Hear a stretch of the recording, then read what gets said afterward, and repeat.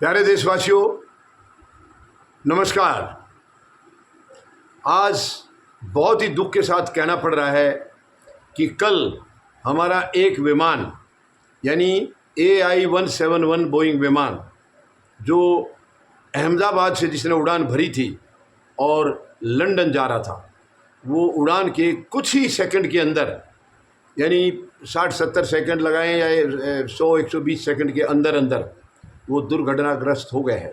ये बहुत ही दुखद खबर है, बहुत ही दिल दहलाने वाली खबर है। यानी इसके अंदर अपने देश के भी नागरिक थे और दूसरे देशों के भी नागरिक थे।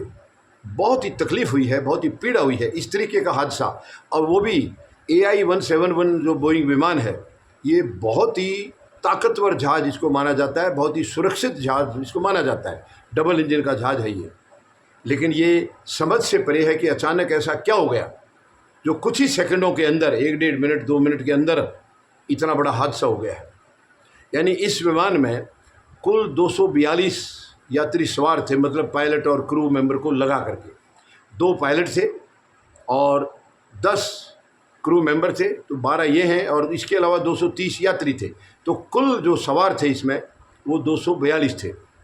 और जो 230 यात्री हैं इनमें 169 यात्री भारत के थे यानी अपने देश के थे, और 53 जो पैसेंजर्स 53 यात्री 53 यात्री वो इंग्लैंड के थे।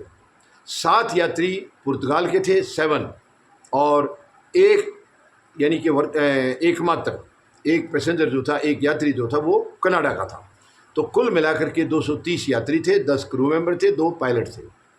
और अचानक से कुछ ही सेकंडों में जो ये दुर्घटना घटी है, वो वीडियो में पता चल रहा है कि पायलट ने काफ़ी कोशिश की है इसको कंट्रोल करने की, और जब नहीं हो रहा था तो उन्होंने मे डे शब्द का भी 3 बार उच्चारण किया है। मे डे का मतलब होता है, ये बहुत पुराना यानी 1916 या 17 से शायद ये शब्द बोला जा रहा है, और इसका मतलब ये होता है, ये ऑलरेडी एक उनका कोई कोड वर्ड है या जैसे भी, उसका मतलब ये होता है कि विमान यानी पायलट ये कह रहा है कि मेरी कंट्रोल से बाहर हो चुका है पायलट, मेरे हाथ में कुछ, ये विमान जो है वो पायलट के कंट्रोल से बाहर हो गया, मेरे हाथ में कुछ नहीं बचा है, तब जाकर के वो मेडे कहता है। और जैसे ही इन्होंने मेडे कहा है, एयर ट्रैफिक कंट्रोल ने भी तुरंत रेस्पॉन्ड किया है, कॉल की है, लेकिन कॉल जो है पायलट की तरफ से रेस्पॉन्ड नहीं हुई है। यानी कि इसका मतलब है जब तक कॉल आई है, कॉल हालांकि कोई देरी नहीं हुई है, इनके मेडे बोलने के तुरंत कॉल आई है, मगर वो तब तक शायद हादसे का शिकार हो चुका है, क्योंकि कुछ ही सेकंड के 1-1.5 मिनट 2 मिनट के अंदर तो सारा सब कुछ खेल ख़त्म हो गया। तो वो रेस्पॉन्ड जो वहाँ से कॉल आई है उसका पायलट रेस्पॉन्ड नहीं कर पाए। और ये सच में समझ से परे है कि वो नोज को ऊपर ले जाने की कोशिश कर रहा है पायलट, लेकिन विमान लगातार नीचे जाता गया। और बिल्कुल एयरपोर्ट के नज़दीक ही एक स्टूडेंट्स जो मेडिकल स्टूडेंट्स हैं उनका हॉस्टल है, हॉस्टल की बिल्डिंग के साथ, जो कि 5 मंजिला बिल्डिंग है, उसके साथ जाकर टकरा गया। शायद ये जो दुनिया में ख़तरनाक से ख़तरनाक जो विमान हादसे हैं जो हुए हैं उनके अंदर इसकी गिनती है। इतना ख़तरनाक हादसा था ये, बहुत ही ख़तरनाक हादसा था। और कुछ ही मतलब सेकंड के अंदर आग के गोले में तब्दील हो गया पूरा प्लेन। सच में ये बहुत ही दिल दहलाने वाला हादसा है ये।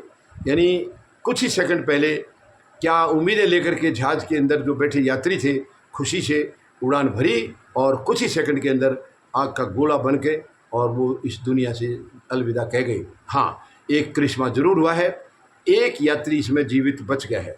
अब इसका यानी किसी करिश्मे से कम नहीं है ये एक बहुत ही अजूबा है, और इसमें लगता है कि बचाने वाला खुद उस यात्री के साथ खड़ा था।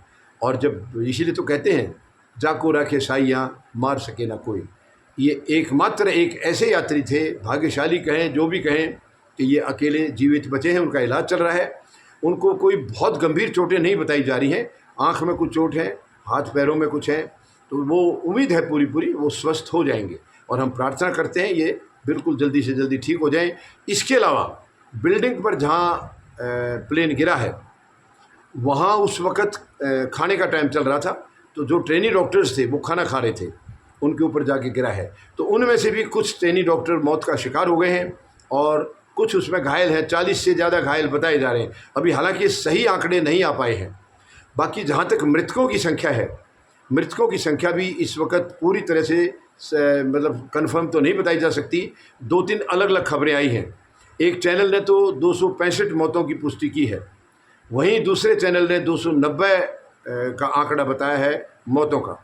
लेकिन नवभारत टाइम्स में जो खबर छपी है आज सुबह, जो मतलब अखबार आए हैं सुबह के, उसमें मौतों का आंकड़ा 294 दिया हुआ है। तो ये अभी मैं समझता हूँ कि आज शाम तक शायद क्लियर हो पाएगा, क्योंकि जो घायल हैं उनमें कौन गंभीर घायल हैं या कम हैं, उनकी शाम तक क्या स्थिति रहती है, यानी मेडिकल कंडीशन उनकी क्या रहती है, शायद शाम तक ये करीब करीब साफ़ हो जाएगी तस्वीर।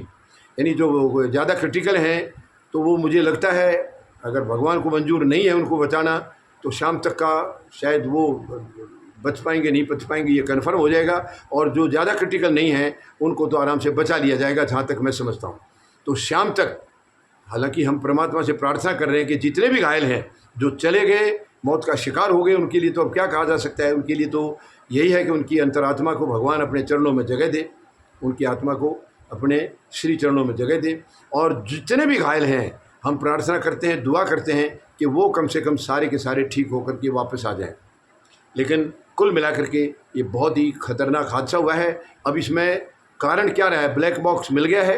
अब कारण क्या है, क्या इंजन फेल हुआ है या कोई पायलट की गलती? पायलट की गलती हालांकि नज़र नहीं आ रही है अभी तक के मुताबिक। पायलट की गलती इसमें साफ, क्योंकि पायलट ने मे डे भी बोला है, इसका मतलब वो कंट्रोल करने की बहुत कोशिश की उन्होंने, लेकिन उनसे हुआ नहीं है।